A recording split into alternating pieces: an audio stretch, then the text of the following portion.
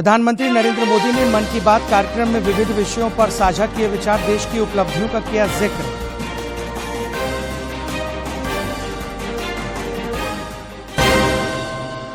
प्रधानमंत्री नरेंद्र मोदी अब से कुछ देर में रांची हावड़ा समेत 9 वंदे भारत एक्सप्रेस ट्रेनों को दिखाएंगे हरी झंडी।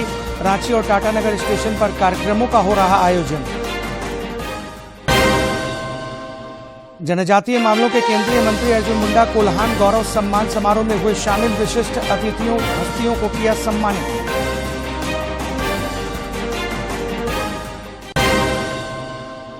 और एशियाई खेलों में भारत का दमदार शानदार प्रदर्शन, भारत और ऑस्ट्रेलिया के बीच आज इंदौर में दूसरा वनडे मैच।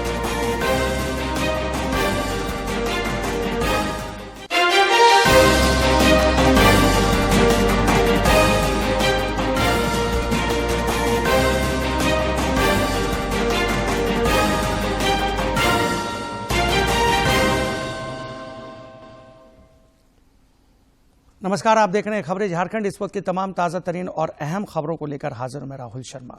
बुलेटिन की शुरुआत करते हैं। प्रधानमंत्री नरेंद्र मोदी ने आकाशवाणी पर मन की बात कार्यक्रम की 105वीं कड़ी में आज विविध विषयों पर अपने विचार साझा किए और देश की उपलब्धियों का जिक्र किया। आपसे साझा करने का अवसर मिला है। इन दिनों सबसे ज्यादा पत्र संदेश जो मुझे मिले हैं वो 2 विषयों पर बहुत अधिक है। पहला विषय है चंद्रयान 3 की सफल लैंडिंग और दूसरा विषय है दिल्ली में G20 का सफल आयोजन। देश के हर हिस्से से, समाज के हर वर्ग से, हर उम्र के लोगों के मुझे अनगिनत पत्र मिले हैं।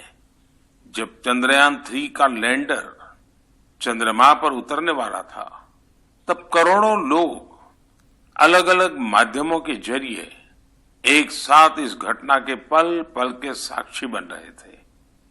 इसरो के YouTube लाइव चैनल पर 80 लाख से ज्यादा लोगों ने इस घटना को देखा। अपने आप में एक रिकॉर्ड है।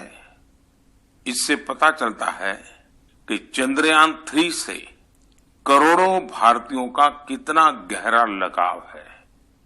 चंद्रयान की इस सफलता पर देश में इन दिनों एक बहुत ही शानदार क्विज कंपटीशन भी चल रहा है, प्रश्न स्पर्धा, और उसे नाम दिया गया है चंद्रयान 3 महाक्विज।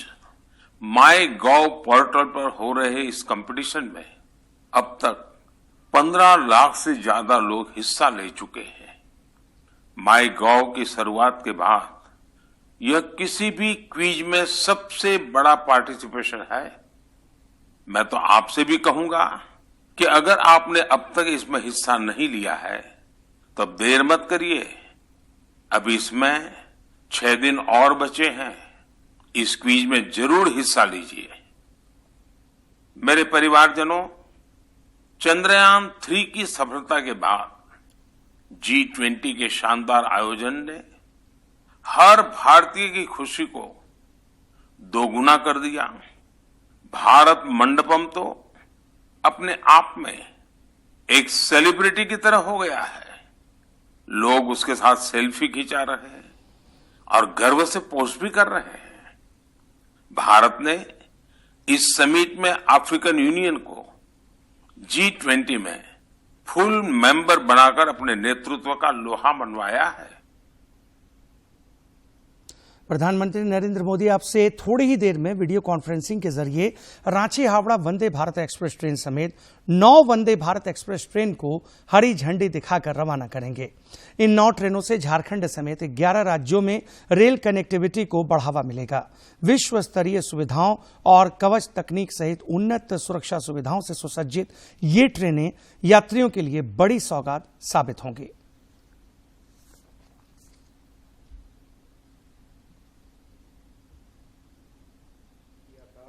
आज इनमें तेजी से 300 स्टेशनों पर काम चल रहा है। माननीय प्रधानमंत्री जी के दूरदर्शी नेतृत्व का और विजन का मैं एक उदाहरण देना चाहूंगा। यहाँ देश को डीजल के भार से मुक्ति दिलाने के लिए प्रधानमंत्री जी ने 2014 से रेलवे इलेक्ट्रिफिकेशन पर बहुत जोर दिया। जहां 2014 से पहले 40 वर्षों में करीब 20,000 किलोमीटर इलेक्ट्रिफिकेशन हुआ था, वहीं पिछले 9 वर्षों में 37,000 किलोमीटर इलेक्ट्रिफिकेशन हुआ। यानी जर्मनी के पूरे रेलवे नेटवर्क से भी ज्यादा इलेक्ट्रिफिकेशन पिछले 9 वर्षों में प्रधानमंत्री जी ने किया है। ये एक बहुत उपयोगी और बहुत बड़ा आर्थिक प्रगति का एक नया मॉडल है। जैसे जैसे रेलवे अधिक यात्री और सामान ट्रांसपोर्ट करेगी, वैसे वैसे भारत की डीजल और पेट्रोल पे निर्भरता कम होगी। ये प्रधानमंत्री जी का विजन है, क्योंकि आज रेलवे को प्रधानमंत्री जी ने करीब करीब पूरी रेलवे को इलेक्ट्रिफिकेशन यानी बिजली पे पूरी तरह से शिफ्ट कर लिया है। तो यात्री और सामान के ट्रांसपोर्टेशन में डीजल का उपयोग न होके बिजली का उपयोग होगा। आप सब जानते हैं प्रधानमंत्री जी हमेशा 2047 में भारत को विकसित राष्ट्र बनाने का एक संकल्प लेके हर कार्यक्रम को हाथ में लेते हैं। तो इस संकल्प से, इलेक्ट्रिफिकेशन से, नई तकनीक की वंदे भारत ट्रेन से जिस तरह से मिडिल क्लासेस को सुविधा मिलेगी, यात्रियों को सुविधा मिलेगी और रेलवे की कैपेसिटी को बढ़ाने से जिस तरह से सामान और यात्री ज्यादा से ज्यादा रेलवे की तरफ शिफ्ट होंगे, इस संकल्प के साथ प्रधानमंत्री जी रेलवे को ट्रांसफॉर्म कर रहे हैं। माननीय प्रधानमंत्री जी, आपके इस दूरदर्शी नेतृत्व और विकसित भारत के संकल्प को एक बार फिर नमस्कार, हार्दिक अभिनंदन। आप इस कार्यक्रम में आए, आपको बहुत बहुत धन्यवाद। भारत माता की जय। धन्यवाद माननीय रेल मंत्री जी। और अब देश में पहली बार एक साथ 9 वंदे भारत एक्सप्रेस ट्रेनों का शुभारंभ माननीय प्रधानमंत्री जी के द्वारा होने जा रहा है। इस शुभ अवसर पर आइए देखते हैं आत्मनिर्भर भारत के विजन को साकार करने वाली वंदे भारत एक्सप्रेस पर बनाई गई एक लघु film.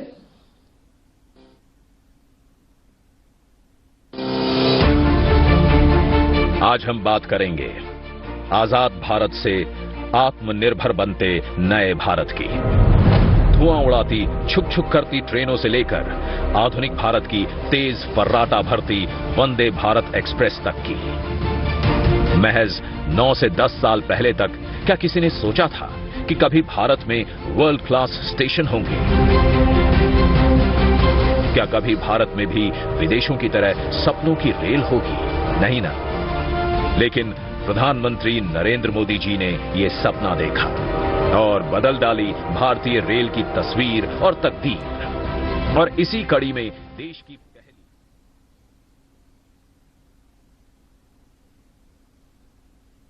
Ranchi Howrah Vande Bharat express train राज्य की दूसरी वंदे भारत ट्रेन होगी। प्रधानमंत्री नरेंद्र मोदी ने इससे पहले राज्यवासियों को रांची पटना वंदे भारत एक्सप्रेस ट्रेन की सौगात दी थी। रांची हावड़ा एक्सप्रेस का आज औपचारिक उद्घाटन हो रहा है। आगामी 27 सितंबर से इसका नियमित परिचालन शुरू हो जाएगा। रांची में उद्घाटन समारोह को लेकर कार्यक्रम का आयोजन किया जा रहा है, जिसमें राज्यपाल सीपी राधाकृष्णन और मंत्री हफीजुल हसन समेत रांची के सांसद संजय सेठ और कई गणमान्य लोग हिस्सा ले रहे हैं। वंदे भारत एक्सप्रेस ट्रेन को लेकर यात्रियों में भारी उत्साह देखा जा रहा है और वे भी इस ट्रेन की शुरुआत का बेसब्री से इंतजार कर रहे हैं।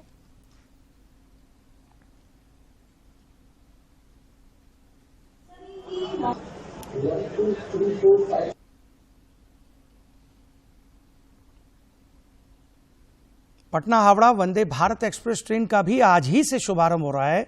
इस ट्रेन का देवघर के जसीडीह स्टेशन पर भी ठहराव होगा, जिसको लेकर स्थानीय लोगों में खुशी का माहौल है। यह ट्रेन शाम 4 बजे जसीडीह स्टेशन पर 10 मिनट के लिए रुकेगी। इसके बाद यहां से हावड़ा के लिए प्रस्थान कर जाएगी। जसीडीह स्टेशन पर इस ट्रेन का स्वागत करने के लिए गोड्डा सांसद निशिकांत दुबे विशेष तौर पर मौजूद रहेंगे। इधर जनजातीय मामलों के केंद्रीय मंत्री अर्जुन मुंडा नगर रेलवे स्टेशन पर रांची हावड़ा वंदे भारत ट्रेन का स्वागत करेंगे तथा वहां इसे हरी झंडी दिखाकर रवाना करेंगे। उन्होंने झारखंड को 2 वंदे भारत ट्रेन की सौगात मिलने पर प्रसन्नता जाहिर की है। जनजातीय मामलों के केंद्रीय मंत्री अर्जुन मुंडा ने लौहनगरी जमशेदपुर में कोल्हान गौरव सम्मान समारोह में हिस्सा लिया और विभिन्न क्षेत्रों में विशेष काम करने वाले 28 शख्सियतों को सम्मानित किया। इस दौरान उन्होंने सामाजिक सरोकारों की पत्रकारिता पर जोर दिया।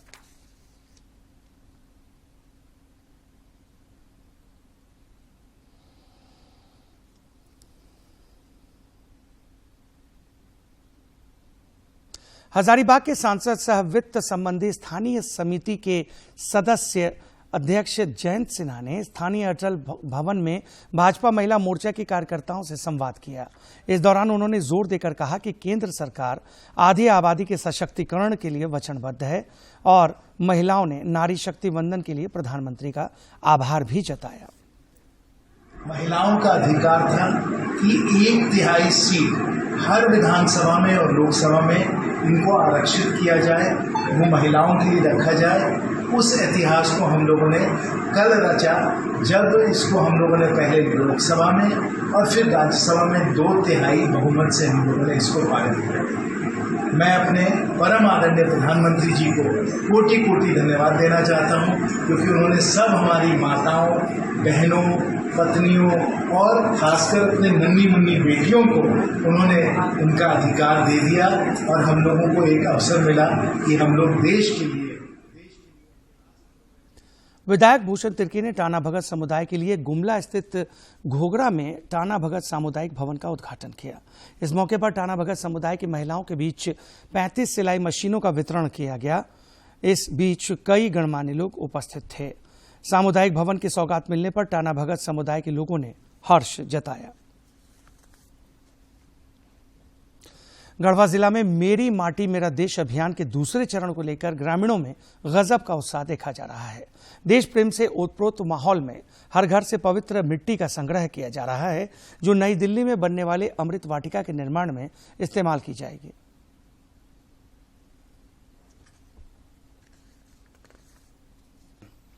झारखंड के गढ़वा में मेरी माटी मेरा देश अभियान में समाज का सभी वर्ग उत्साहपूर्वक हिस्सा ले रहा है।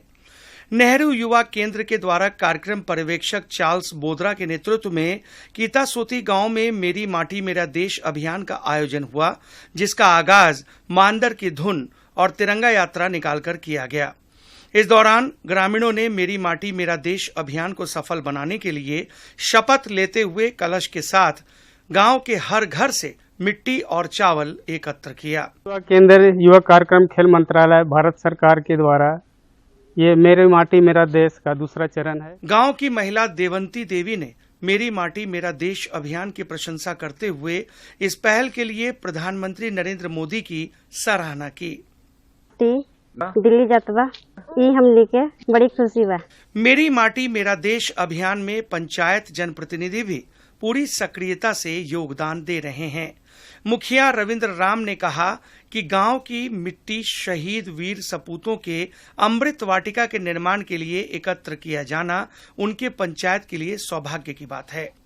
भारत देश के प्रत्येक गांव से मिट्टी लिया जा रहा है। आज हम लोग भाग्यशाली है कि हमारे गांव का भी मिट्टी दिल्ली में जाएगी और वहां जो भी हमारे वीर शहीद हुए हैं उनकी समाधि स्थल में और वहां जो अमृत वाटिका बन रही है वहां पे हमारा मिट्टी जाएगा। मेरी माटी मेरा देश अभियान से लोगों का जुड़ाव यह साबित करता है कि सभी देशवासी अपने वीर सपूतों और स्वतंत्रता सेनानियों का कितना सम्मान करते हैं। गढ़वा जिला में मेरी माटी मेरा देश अभियान देश प्रेम की भावना को भी मजबूती प्रदान कर रहा है।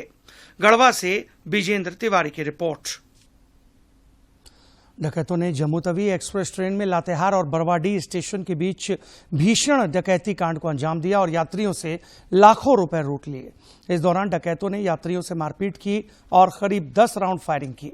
सभी डकैत लातेहार स्टेशन से सवार हुए थे। लूटपाट को अंजाम देने के बाद वे बरवाडीह स्टेशन से पहले चेन पुलिंग कर उतर गए।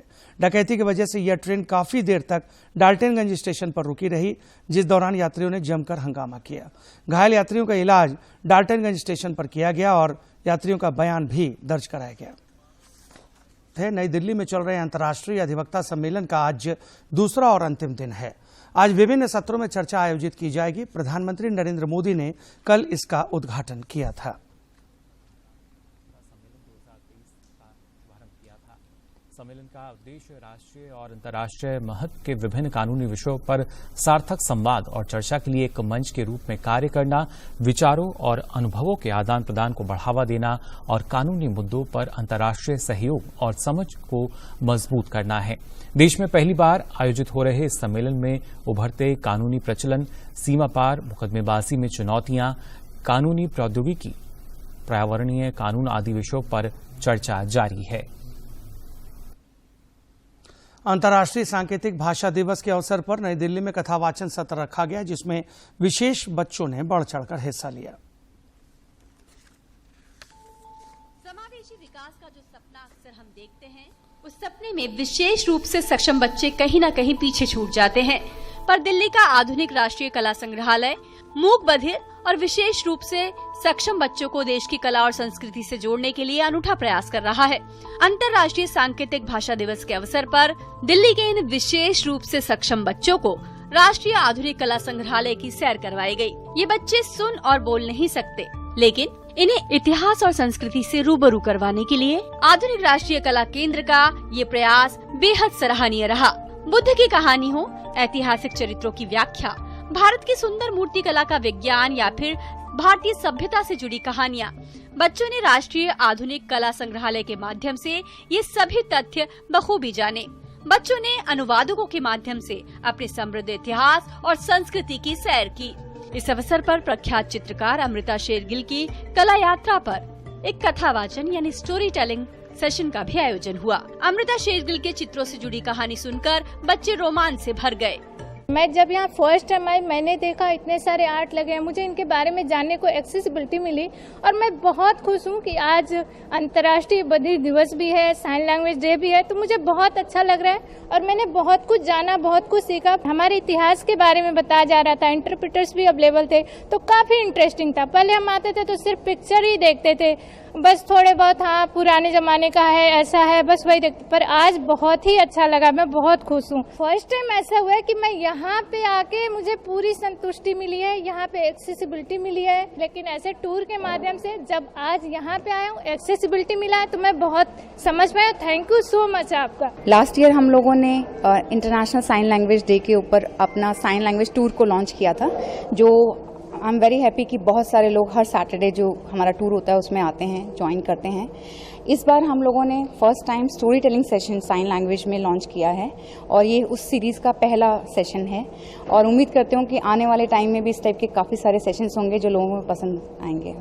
इन बच्चों की शारीरिक बाधा भले ही इनकी अभिव्यक्ति में कुछ मुश्किलें जरूर पैदा करें, पर इनके लिए अपने इतिहास से जुड़ना एक सुंदर अनुभव रहा। इस प्रयास में अहम भूमिका निभाने वाली राष्ट्रीय आधुनिक कला संग्रहालय की क्यूरेटर शशि बाला ने माना कि समावेशी विकास तभी संभव है जब विकास के हर पहलू से बच्चे जुड़े। पहली बार हुआ है कि हमें साइन लैंग्वेज में हर चीज मिला है, एक्सेसिबिलिटी मिला है। आई होप कि ऐसा ही आगे मिलता रहे। बच्चों की अभिव्यक्ति को यूं तो कोई बाधा नहीं रोक सकती, लेकिन कभी कभी शारीरिक चुनौती उनकी जिज्ञासाओं के आड़े जरूर आती है। लेकिन राष्ट्रीय आधुनिक कला संग्रहालय का ये प्रयास अपने आप में इसलिए भी खास है कि ये न केवल विशेष रूप से सक्षम बच्चों को हमारी गौरवशाली विरासत से जोड़ रहा है, बल्कि उनके भीतर भी अपने देश और संस्कृति के लिए गर्व की भावना भर रहा है। मन समझे मन के भावों को, यही मन की अभिलाषा है।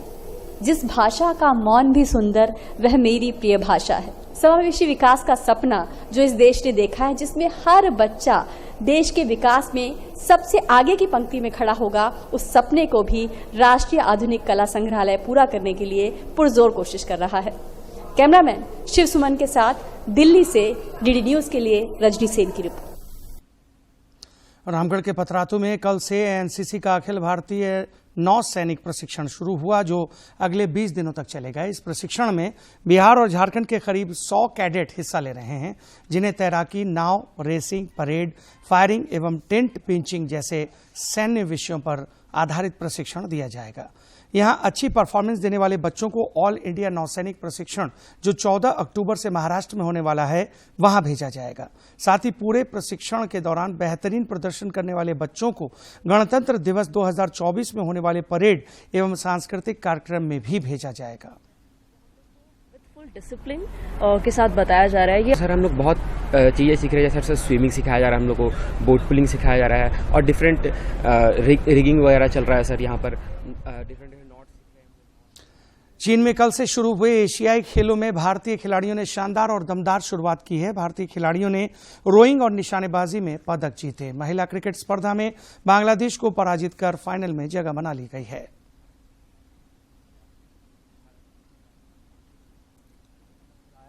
भारत की मेहुली घोष, रमिता और आशी चौकसी की तिगड़ी ने महिलाओं की 10 metre air rifle team event में रजत पदक जीत पर निशाना साधा। वहीं भारत के लिए दूसरा रजत पदक अर्जुन लाल और अरविंद सिंह ने रोइंग में जीता। अर्जुन और अरविंद की जोड़ी ने पुरुषों के लाइट वेट डबल स्कल्स में रजत पदक जीतने में सफलता हासिल की। भारत और ऑस्ट्रेलिया के बीच इंदौर में आज दूसरा एक दिवसीय अंतर्राष्ट्रीय क्रिकेट मैच खेला जाएगा।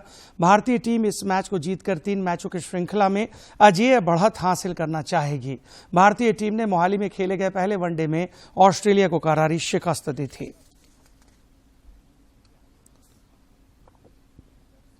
दुनिया में बढ़ती आबादी से हर चीज पर अतिरिक्त दबाव पड़ता दिख रहा है। जल स्रोतों, तालाबों और जलाशयों में प्रदूषण और गंदगी से इनके अस्तित्व पर ही खतरा मंडराने लगा है। रांची नगर निगम ने नई तकनीक की मदद से मशीन के जरिए गाद निकालने का महाअभियान शुरू कर दिया है। अल्पवृष्टि और अतिवृष्टि ने लोगों की चिंताएं बढ़ा दी हैं। ऐसे में जल स्रोतों, तालाबों और जलाशयों का संरक्षण समय की मांग है। रांची नगर निगम ने इस दिशा में पहल करते हुए नई तकनीक की मशीन के सहारे बिना पानी सुखाए ही पानी की गहराई तक जाकर गाद निकालने का अभियान शुरू किया है। रांची नगर निगम के सहायक नगर आयुक्त ज्योति कुमार सिंह ने बताया कि इस नई मशीन द्वारा रांची के जितने भी जलाशय हैं उसका गाद निकाला जाएगा, जिसकी शुरुआत रांची के बड़ा तालाब से हुई है। उन्होंने बताया कि इस नई मशीन और नई तकनीक का सबसे बड़ा लाभ यह है कि इससे जलाशय की वास्तविक गहराई बनी रहेगी और उसकी सफाई भी हो जाएगी। अब ऐसे टेक्नोलॉजीज हैं कि बिना पानी को निकाले उस गाद को या सिल्ट को निकाला जा सकता है। तो उसी को ध्यान में रखते हुए इन वाटर बॉडीज को रिजुविनेट करने के लिए हमने एम्फीबियस एक्सकेवेटर का क्रय किया है। विशेषज्ञों की माने तो पहले तालाबों की सफाई के लिए पानी को सुखाना पड़ता था, लेकिन अब इसकी जरूरत नहीं पड़ेगी। यह मशीन पानी में तैरते हुए सफाई करती है तथा यह सड़क पर भी चल सकती है। रांची नगर निगम की इस पहल की हर कोई प्रशंसा कर रहा है। इस पूजा को इसलिए किए, ये बड़ा तालाब बहुत प्राचीन है, इसका स्वच्छता के लिए और उसको साफ सफाई के लिए और पूजा किया गया। दुनिया भर में पर्यावरण असंतुलन की वजह से धरती पर संकट के बादल गहराते जा रहे हैं। अल्पवृष्टि और अतिवृष्टि से जनमानस परेशान है। ऐसे में पर्यावरण संरक्षण की चिंता करना हर किसी के लिए लाजमी है। रांची से सरिता की रिपोर्ट। और अब कुछ खबरें राज्य के विभिन्न जिलों से।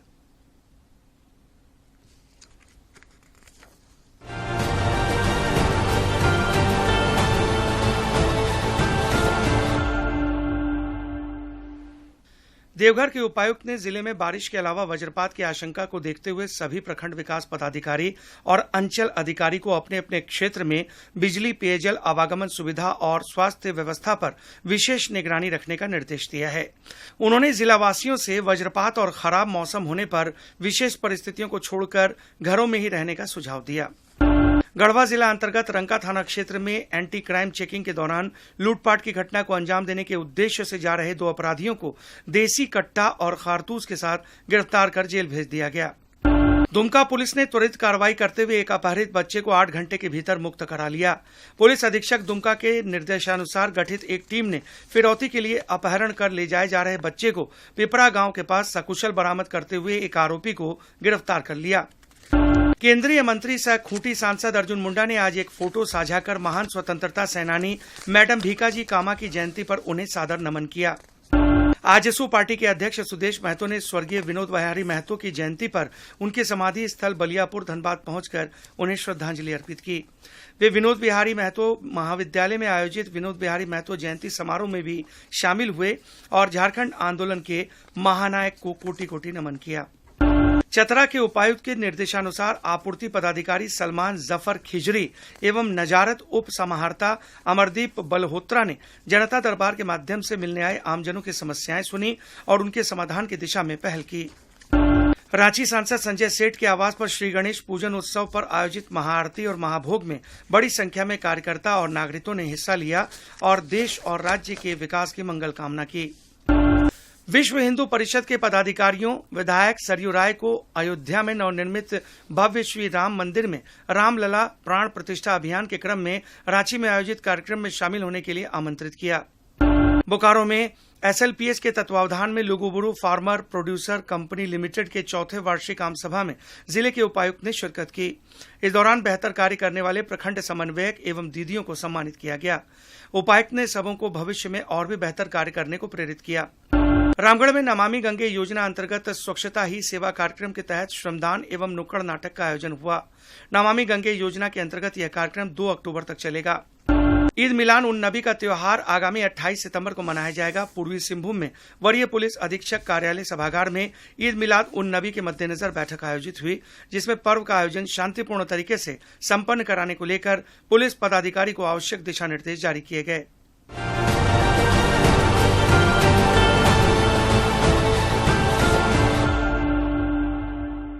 और इसी के साथ इस बुलेटिन में फिलहाल इतना ही। दीजिए इजाजत, लेकिन चलते चलते एक नजर अब तक की सुर्खियों पर। प्रधानमंत्री नरेंद्र मोदी ने मन की बात कार्यक्रम में विविध विषयों पर साझा किए विचार, देश की उपलब्धियों का किया जिक्र।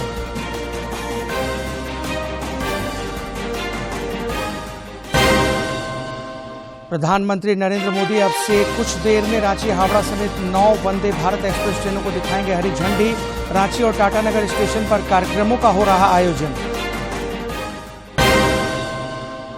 जनजातीय मामलों के केंद्रीय मंत्री अर्जुन मुंडा कोल्हान गौरव सम्मान समारोह में हुए शामिल, विशिष्ट अतिथियों हस्तियों को किया सम्मानित।